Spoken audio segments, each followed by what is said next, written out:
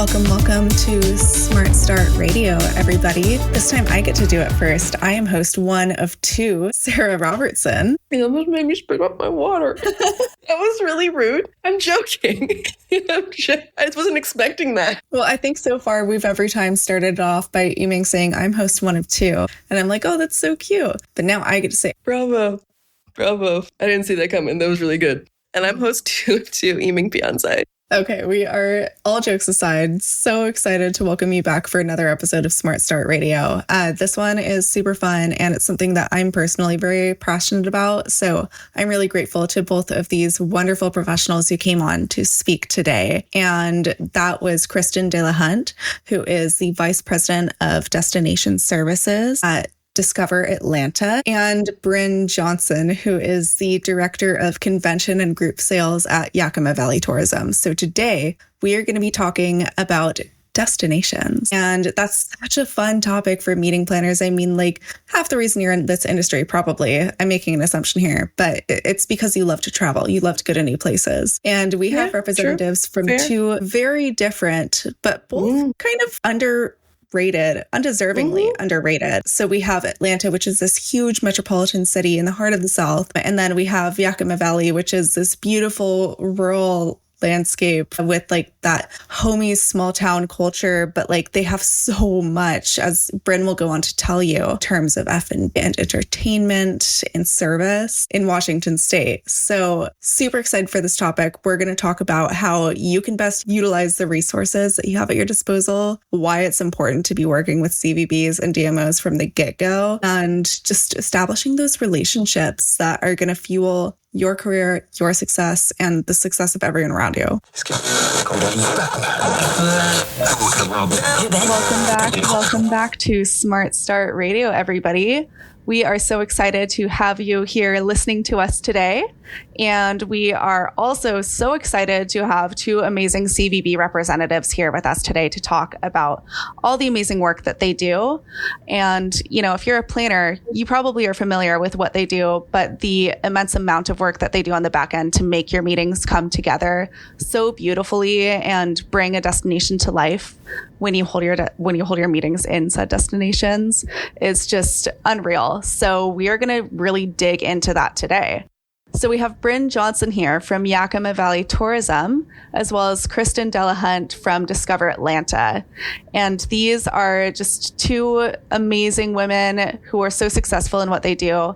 And they're representing two very different destinations. So whether you are a giant corporate planner, you're planning immense conferences, or you're putting together small incentives, both destinations have so much to offer you. And this is really for a broad audience to understand, you know, the broadness of CVBs, as well as how they fit into the broadness of meetings. So let's dig into it. Can we start off just by having Brynn and Kristin, you guys introduce yourselves and a little bit more about what exactly each of you do? Sure, I'll start. So I'm Brynn Johnson. I'm the Director of Sales here at Yakima Valley Tourism. I've been here for 18 years now. And basically what we do is we act as your liaison for the meeting planner to the destination, and that would be helping them plan their meeting from start to finish, work with the venues, finding the right venue. Mostly it's the convention center here, whether they're self-contained in hotels or other area venues. We work with the hotels to get their contracts situated, and then any other outside activities. Fantastic. And Kristin, what about you? I am the Vice President of Destination Services here at Discover Atlanta, or Atlanta Convention and Visitors Bureau. I've been here 21 years. Always been in the Destination Services Department, so very similar to what Brynn shared as a whole from organization, but specifically with our role in DS is 2 years out, we take ownership of the account from sales, and then we become their one-stop shop for anything they need in the city to plan and produce their events.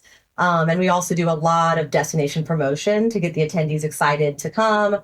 Hopefully come early, stay late, bring a guest, basically just provide any of that kind of boots on the ground assistance for those 2 years out leading up to their event, just to make sure that they are plugged in with all the right suppliers and have everything they need and have a unique experience in the city. Awesome. So the first question we sort of want to kick off our conversation with is, how did each of you enter this world of destination marketing? How did you discover it, and what made you, fall in love with it to the degree that you hold the roles you do now? And as a tag on to that question, or an add-on to that question, what do you think is special about what destination marketing does for planners and travelers and locals within your destinations, that whole broad scope?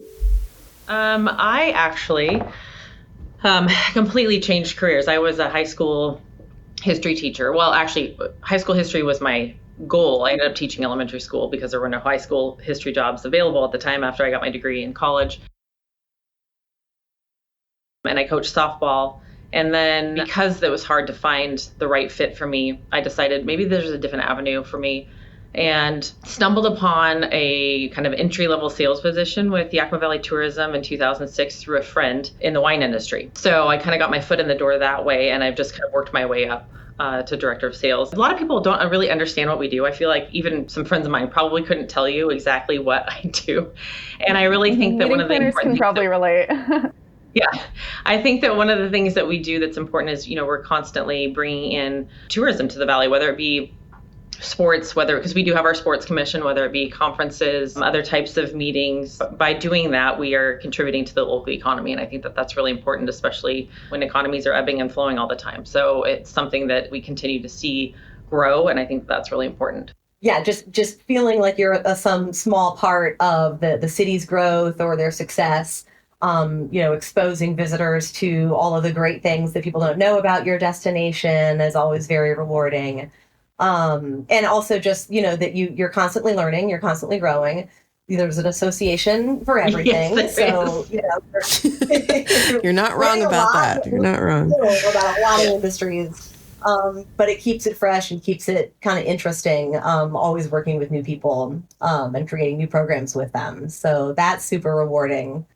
I got into it where I started at Merritt's Travel Company and was with them for 5 years on their operations team. That's how I got into just the hospitality industry overall, and traveled with Merritt's ops team, running programs on the convention and trade show side as well as the incentive side at destinations all over the world. And it was a lot of fun, and it was a lot of learning and a lot of travel. And so after about 5 years, I wanted to, kind of do something similar because I really enjoyed, the fast pace and working with different types of customers all the time and working with all of the location suppliers. But I wanted to do something that kind of kept me a little bit more sane. With a little less travel. So I happened to be living in Atlanta at that time and saw this job opportunity at the Atlanta Convention and Visitors Bureau. And I thought that might be a good match, but a little more stationary than my whirlwind travels. So that was 21 years ago. And then I've just kind of, worked in various roles in the destination services department since then. Just kind of curious, like the one thing I've learned in this industry so far is that you guys are kind of like the source or the voices that kind of like really like speak to people outside of your area to kind of like engage them and bring them in to like want to host their events there, essentially. I was wondering, like, what's like the hardest aspect of that, of like getting people to like look at you guys and be like, hey, we could come here and host our event here. Like, what aspect of that is not as easy as it might be? I mean, for us, I can speak right away. It's air travel. We have one airline.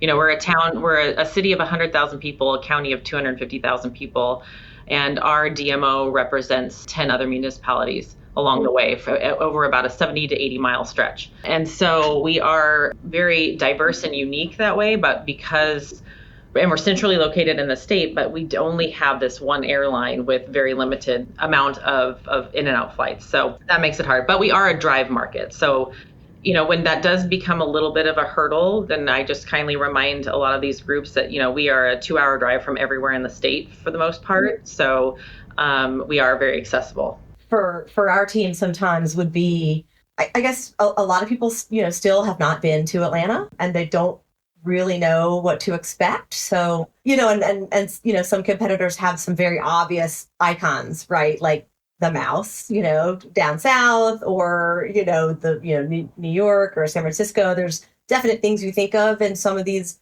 destinations. They come to mind. So our team works really, really hard to get customers here to experience the city on a site visit. And we do so many of those. We are fortunate to have, Delta as our hometown airline and Hartsfield-Jackson is the busiest airport in the world. So we're fortunate to have the lift, which does allow us to bring a good volume of customers here on a site visit to check out the city. And every time we do that, we get oh my gosh, I have no idea, that Atlanta had such a culinary scene, or that it was so, so active or so diverse or so green, and we love to bring people in and change that perception, or at least, let them discover what the city has that really they did not know of before, because they might not have thought of it as a typical, tourist destination visited before, for fun or anything like that. I think it's interesting that you both say that, because I feel like that's similar for both of your destinations. Like, they're not necessarily the first thing that a planner would think of, but you can offer such interesting and exciting experiences for meetings and events. And I think that's part of the reason we really wanted to bring you both on today, to talk about that and to promote your destinations for our audience, because you really are such unique destinations in an age when people really want unique, immersive experiences. I'd love to hear a little bit more about each of your destinations, Yakima Valley and Atlanta. What kinds of things do you find people seek out the most when they visit your destinations? And what kinds of things do you think that meeting planners ought to know about what your destinations can offer? Brynn, do you want to start? So we are a wine and main egg-based area of the state. And we are the largest hop producer in the world. A lot of people don't know that. And for a really long time, we produced the hops, but we never really had any breweries. So in the last 10 years, we've really kind of started to have breweries and cideries and distilleries kind of pop up, because before it was all wine. And we are a very large wine destination. And so I would say that a lot of people now come for, besides conferences, obviously, but for leisure, they're coming for the wine and the beer, the culinary experiences. We do a lot of farm to table because of the ag background that we have here. And a lot of people really like to come to our farmers market. We have a great farmers market in the summertime from May through October. And then, of course, we kind of are the sports capital of the state. For the smaller, I wouldn't say the smaller schools. We still do some 4A stuff, but our sports commission brings in a lot, probably the main chunk of our business when it comes to overnight stays. And we are also kind of, that makes us a little unique, is we have the sports commission. We also manage our visitor information center. That's a separate building away that we're actually trying to work in the next few years to bring that maybe more on site. And then we are one of the only DMOs that I know of in our state that has the marketing contract for the convention center here, and we happen to be inside the convention center, which makes it a unique experience for a lot of our meeting planners, because I'm on site. So when they're here, I'm helping them troubleshoot any issue. I'm kind of their voice between the hotels, catering, the convention center, because a lot of times they're too busy to maybe they don't want to speak their mind directly to those people. And so I kind of help buffer that a little bit for them. And I'm on site for that reason. And not to be a broken record, but some of those same things. We are definitely a sports city. Got the gorgeous Mercedes-Benz Stadium. So we host a lot of large scale events. We just had the College Football National Championship this past January. We are gearing up for FIFA World Cup in 2026. We've got a few others on the horizon. Don't know that if I'm allowed to release those yet, but some majors that people will be excited to come and enjoy in Atlanta. So yes, and of course, college football is huge, in our region. And again, it's Atlanta's kind of a mecca for college football and sports fans of all kinds. So sports is huge for us as well. And again, like Brynn was mentioning, our culinary scene is wildly diverse. It's not just shrimp and grits, it's not just chicken and waffles. It's so much more of an international culinary destination than anybody ever expects. We have such diversity of all cultures in Atlanta, and so that, of course, when you have that, you've got all of that great international food, and it's not pricey either. We've got a wonderful culinary scene of all, that represents all price points. We have Michelin in the city, which we're very excited about. They came into Atlanta last year. They're back again this year. They will be, I believe, back again next year. All their kind of secret tasters out in the city, checking out our restaurants. So our first cohort, we had a handful of Michelin stars and other accolades. And then our second award show expanded that. So we've got yet, a whole new cohort of additional Michelin star restaurants in the city. And so and you got to eat. So, meeting planners are coming in town. That's generally our, the number one thing is they want to know what's the culinary scene, where can I do an offsite dinner, board dinner, team dinner. And so we love to be able to kind of open their eyes to that variety and really get them out in the city tasting all the great spots we have. Now I'm hungry, Kristin, because I haven't had lunch yet. So. Right. Yeah. One thing that we kind of wanted to ask you guys is like when folks want to host their events in your city and whatnot, like what's one thing that you guys kind of wish they would ask about or like inquire about? Because I know like a lot of times like people don't always ask the right questions about things, but are there things that you wish people would think about more so and ask at the start of the process? I mean, for me, I would say a lot of times I don't think that they realize, even though we try to educate them from the process, because a lot of times we have planners that they're contacting me after they've already contacted a couple of hotels, and I'm like, well, we could save you all this time, and here's what we do. But a lot of times they'll get kind of well into the process, and then they'll mention that they have an off-site spouse tour that they want to put together or something along those lines. That is something that we do, and I try to educate them on the whole process, that we are not just dealing with the meeting aspect, but we do the fun stuff as well. And so, that's part of what we do is sell the city, and the destination. So, we always try to let them know we're your everything Yakima contact. So it's not just, you don't need to just deal with hotels and convention center, but, we're willing to go the extra mile to do the servicing as well. We used to, when I started, we actually used to have a servicing department, so to speak, which was one person.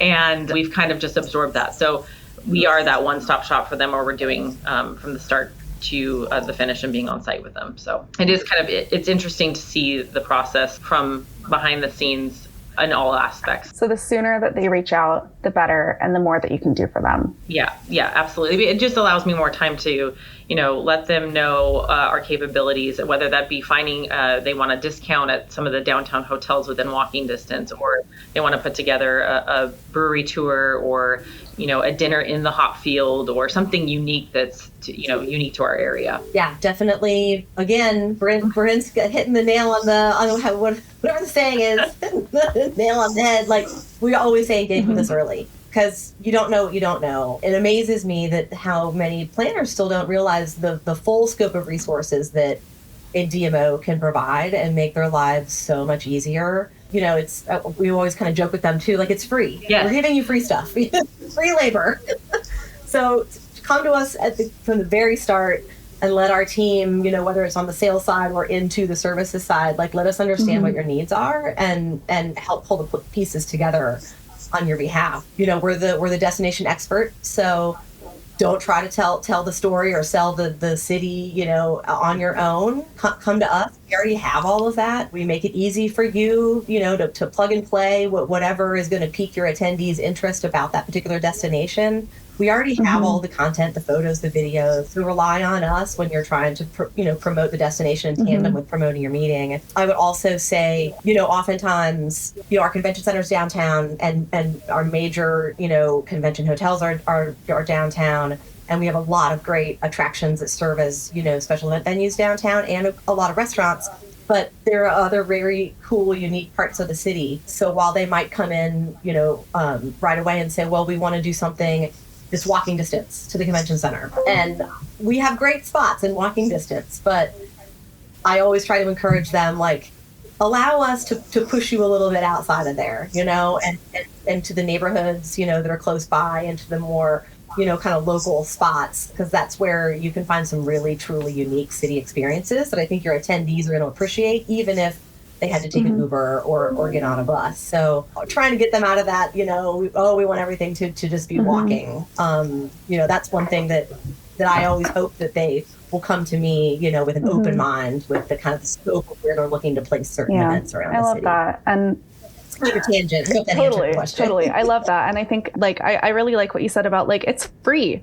Come to us, because, I think that's something that people love free. Yeah. And I think that's something that's really special about the kind of work that you do, is that you, at the end of the day, you love your destinations. You want to bring people in and help them to see it through your eyes, in the way that you want them to love it in the way that you love it, or help them discover what it is that they will love about it. You know, like at the end of the day, you are stewards of your destinations. I'm curious, you know, when it comes to the local people in your destinations, you know, like how does, we know that like tourism has an impact on the locals, you know, for better or for worse, but like what role does the CVB or DMO play in the lives of the locals? Well, right off the top of my head, I'm thinking as far as, you know, businesses and suppliers, you know, and not all DMOs are this way. We're membership based. And so, you know, we love to connect the planners to our members. A lot of those members are small local business owners. And that's, you know, a direct impact to the local businesses and the residents in the city. So, you know, I would say the convention and the tourism that we bring to the city, you know, the love gets spread around, you know, like the residents are benefiting from that. Also, you know, conventions or events that come into town that residents can partake, like the sporting events, you know, that's definitely a benefit to them. Yeah, do we have to balance, you know, traffic planning or, you know, large crowds and be respectful of, you know, the folks who live here? And especially live in downtown? Yes, absolutely. We try to communicate as much as possible with our other city partners, you know, what's happening in the city. When are there large groups, you know, coming in? Are there street closures associated with events? So we try to be very proactive about communicating that, because we don't ever want them to look at the tourism and the convention business as a hassle or a detriment to their lives in the city. But, you know, we also, whenever we can, try to expand the reach to include them, you know, whether it's through volunteering or taking part in, you know, community events, you know, encouraging groups that come in to do some sort of like give back to the city or a legacy project. So we always want to respect, you know, the residents and our, you know, friends and partners in the city, while also you bringing in, you know, great events that hopefully will bring them business and kind of rising tide lifts all boats, so to say there. Yeah, Kristin, you said it great.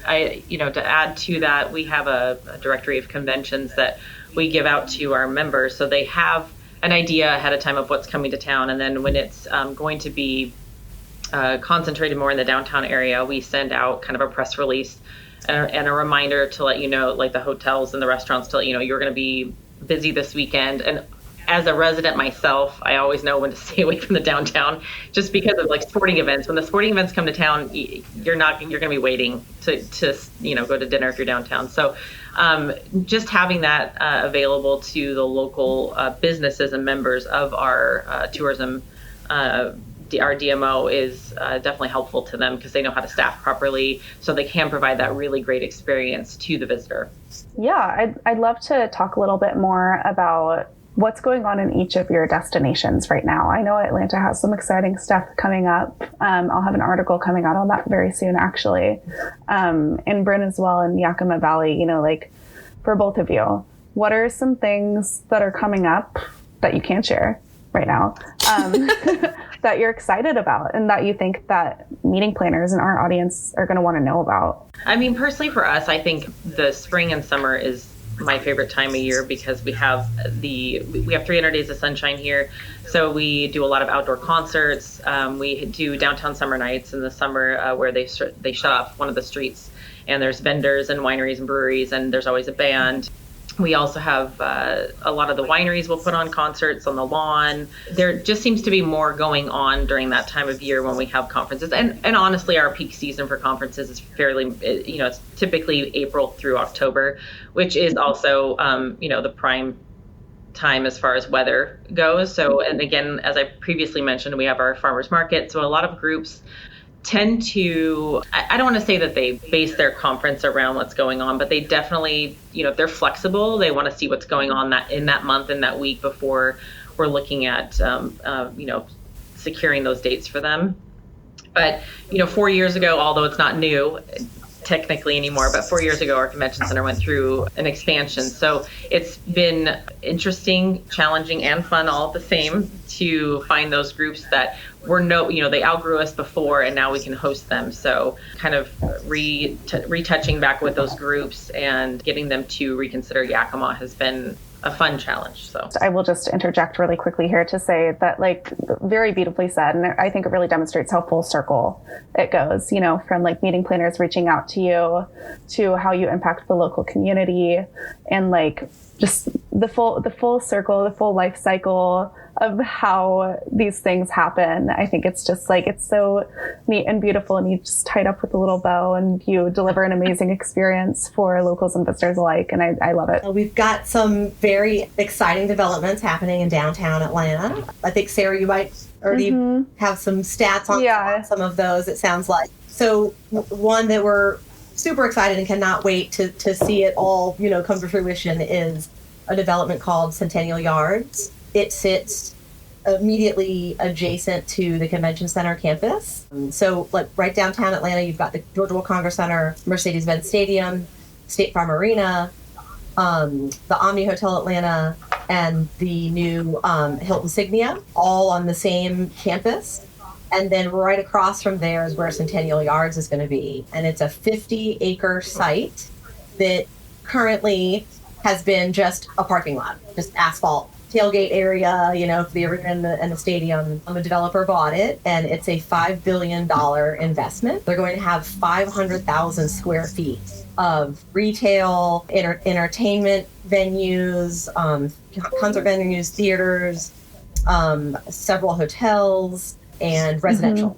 So kind of a big mixed use project plopped right down in the middle of downtown, right next to our convention campus. So we couldn't be more excited for that. Many of the buildings will be open in time for our FIFA World Cup hosting in 2026. Not everything, but over the next several years, we'll see it, you know, fill out and tenants kind of move in. So we think it's going to just change the entire landscape of a convention in the city and that visitor experience, or really any event that you're coming down, you know, downtown for, whether it's just the hotels or the arena or the stadium. It's going to provide a whole new kind of entertainment district to expand your time in the area. So we're super excited about that. And then actually right next to that development, there's another one that's being developed that is called the Center. It is the old CNN Center. And when CNN Center relocated their studios out of this space, a developer bought this whole development. And they are developing this into another kind of dining, nightlife, you know, entertainment kind of indoor district, if you will. So very excited about that.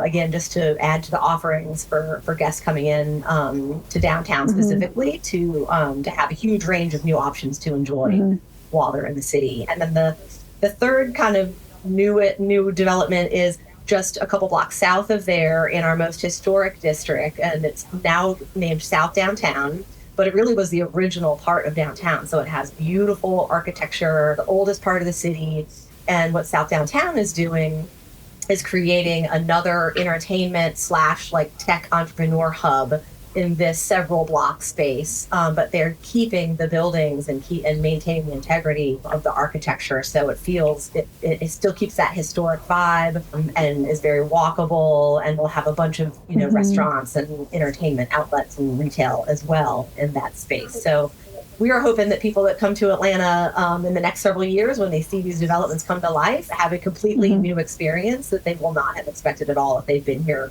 recently before. It's going to change the entire downtown landscape. I love it. That's so awesome. Yeah, I mean, the work you guys do is just so incredible. And I think that, like, both of your destinations, I think, have a lot of opportunity for planners that I think a lot of people don't know about. You know, like, once again, I just want to bring it back to that point that, like, your destinations maybe are not the first thing in somebody's mind, but that's why we have you here today to share with our audience, you know, like, guys, consider these destinations because they sound so awesome. So excited to see, you know, like, what's going on in Atlanta. I remember I was on a fam trip there last December, a media fam, and learning about these developments and, like, walking through the areas and seeing, like, the start of, like, these businesses that are opening up there and just envisioning, you know, what it's going to be. And Yakima Valley sounds just, like, so incredible and beautiful. I want to have a winery concert. I want to go to a winery concert. Come on up, Sarah. That sounds so cool. That sounds so cool. I love concerts and I love wine. So, I mean, it actually can't get better than that. Yeah. That sounds like such a cool offsite for a meeting. Like, that's something people are going to remember. Yeah. You know, I love it. I do have another question for you guys. So, like, And I think I know what you're going to answer, but I'm going to ask it anyway. You both represent such different destinations. Each of you has like a very unique flavor and experience that you can offer people.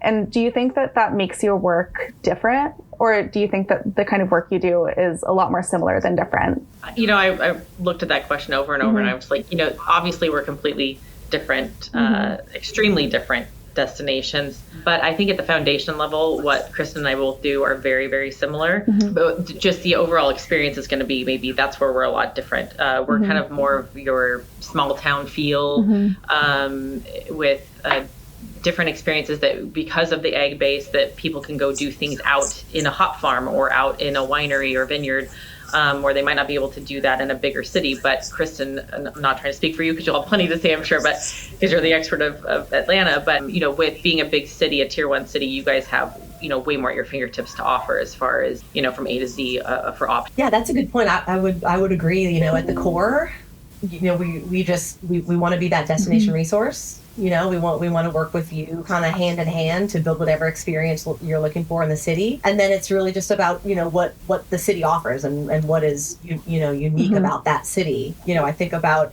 Brynn, your location, it sounds very picturesque and relaxing and gorgeous, and like what a beautiful place, to have a meeting and then have like a wellness program or something, bring in the outdoors, like refreshing everybody's minds after a meeting or something. And yeah, with Atlanta, it's a large city and we have a lot of neighborhoods. So, we can do big, but we also want to, relate like we can do small. We're a city of neighborhoods. We're a lot of different pockets. And if you do want to find more of a small town feel, or you don't want to feel like you're overwhelmed by downtown Atlanta or midtown Atlanta, we've got Buckhead, or we've got our east side Beltline area, and we've got these smaller pockets of town, these neighborhoods around the city that you can feel like you are doing more of a takeover, and you do have more of a kind of unique curated feel. So again, we're just trying, we want to listen and find what is the best fit for you, I think, for for both of our destinations, and make sure that we're presenting the best part of our destination for whatever that is that you're looking for. Yeah, I think, the big takeaway here, like at the end of the day, CVBs, DMOs are your experts and you want them to be your best friends. So work with them, reach out as soon as possible, because you'll get more out of it. But they truly care about your destinations, and they care about bringing that destination to life for your meeting. Because after all, why are you traveling all this way to visit a destination if it can't come to life as big and beautiful as the CVB knows they can make it for you? Eming, you want to jump in with our final trademark question? Sure. So typically we ask our guests at the end of every show, what is in your toolbox? So what is something that you've experienced in life, in your work, whatever it is that you deem fits this kind of question, that has helped you do what you do now? For me, it's very simple. It's don't take no for an answer, because what we do can take time. We're always working in the future. So it might not happen today, it might not happen next year, but building that rapport with that client that might say, oh, we only want to work with these larger cities that are on the I-5 corridor, because that's where our membership is, centered, and trying to get them to think outside the box. And so if you build that rapport over the years and have some genuine relationships with these clients, you're not just selling them, a destination. It's more of a, like we were talking about, an experience. And building that trust with them, eventually they come around. And so for me, switching careers from education to this in my 20s, it was like, you get to, they say no, and you're just like, oh, this is that, they're never going to want to come here. And I just think persistence is key. So, and patience. So just don't take no for an answer. Gosh, those are good ones. Those are important to have in the toolbox. Oh gosh, I would say, I hate to say this because, life and business life and personal life is all blended together. But I hate to, create any animals out there. But I would say your flexibility and your availability. We always try to be there for customers whenever they need us. So, the quicker we can respond, jump on something, raise our hand for an opportunity, usually then, something beautiful comes out of that. So, being willing to jump in and try something new, try a new experience, build a new program, being flexible with the meeting planner, being patient, like Brynn said, and just, being available to their needs. I think it's not, rocket science, but what we're doing, but I think the attention that you can give to a planner and the time and the responsiveness goes a long way in building that relationship and hopefully, being the one that they call, when they have that next program or that next idea for an event or something like that. Love it. Because that's so important, like that like FaceTime of like knowing someone and being like, I trust you to do this for me because I know you can do it. Yeah. That's huge. Yeah. Especially when like they're investing, time, money, energy in you and hoping that working with you can get them what they want. Yeah. So that's huge. Yeah. And that's huge. Honestly, at the end of the day, some of these people have become my friends. Yeah. When you worked here this long and you work with them on an annual basis, or you pursued them every year until they finally say yes. They're like, okay. Yeah. I think one thing that both of you touched on is this relationship building and the absolutely integral role that it plays in the way that planners and CVBs and DMOs and everyone in this industry works together. Relationship building is integral to everyone's success. Yeah. Take care of that trust that they've given to you. You want to feed them. Yeah, absolutely. Cool. Well, thank you both so much for being here. I love learning about, both of your destinations, and they're just both such incredible places. And also just the immense amount of work that CVBs do and the amount of love that's in it is so beautiful. So thank you. Thank you for the work you do, and thank you for being here to share it with everyone. Thank you for having us.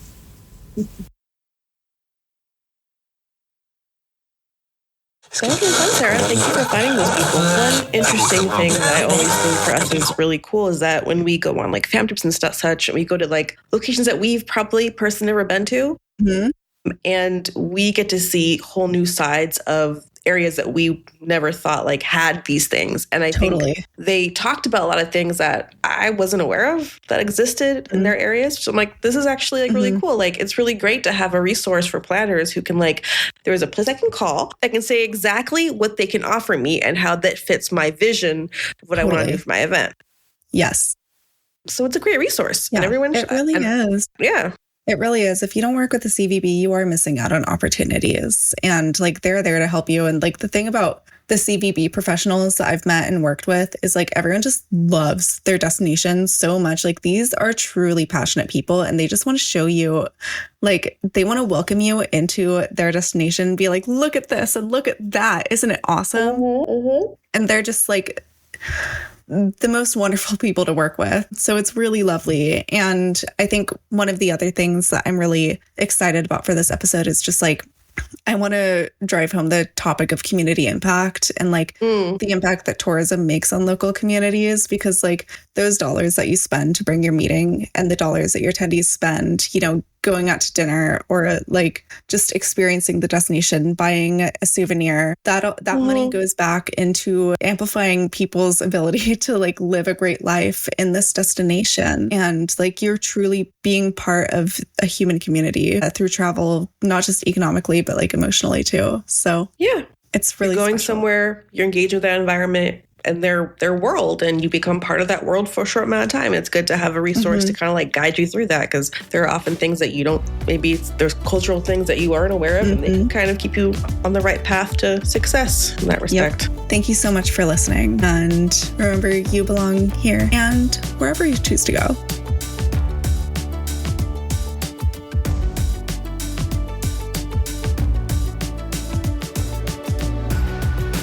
You've been listening to Smart Start Radio, a Smart Meetings production. Interested in being our next guest? Connect with us at editor@smartmeetings.com.